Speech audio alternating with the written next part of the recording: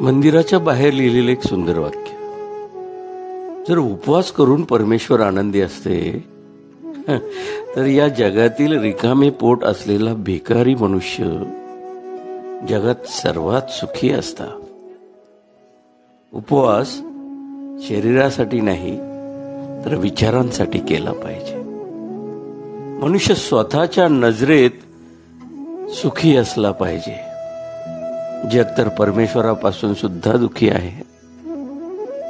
मित्र हो, चिमण्या जिवंत असताना कीटक खातात आणि याच चिमण्या जेव्हा मृत्यू पावतात तेव्हा हेच कीटक त्यांना खातात.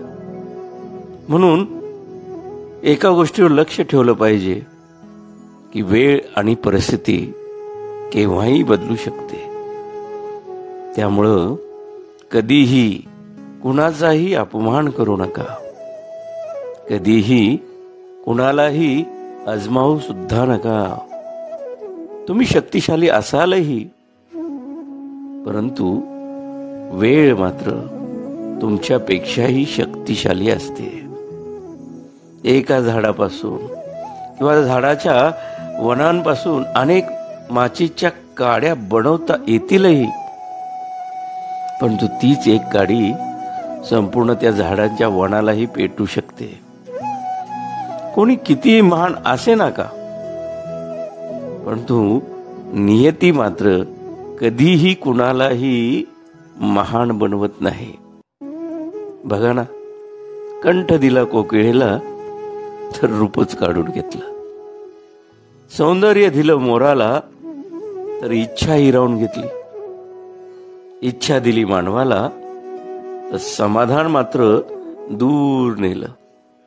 आणि समाधान दिलं संतांना संसार हिसकावून घेतला. म्हणून कधीही अहंकार करू नका. परमेश्वराने या मातीपासून बनवलं आणि याच मातीत आपल्या सगळ्यांचा शेवट केला. या जगात माणूस 3 गोष्टींसाठी फार श्रम करतो. पहिली गोष्ट, माझं नाव मोठं व्हावं, माझा पोशाख चांगला असावा आणि माझं घर सुंदर असावं.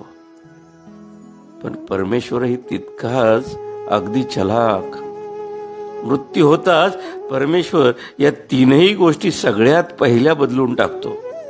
नावापुढं स्वर्गीय, पोशाख कफन आणि घर स्मशान करून टाकतो.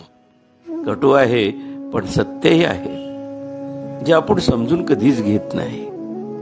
अहो, दगड एकदाच देवळात जातो पण भगवंत होतो. माणूस 1000 वेळा मंदिरात जातो पण दगडच राहतो. कोणी लिहिलं माहित नाही, पण लिहिणाऱ्याला सलाम. बघा, पटलं तर घ्या यातून काहीतरी. अभिवाचन विठ्ठल शितोळे.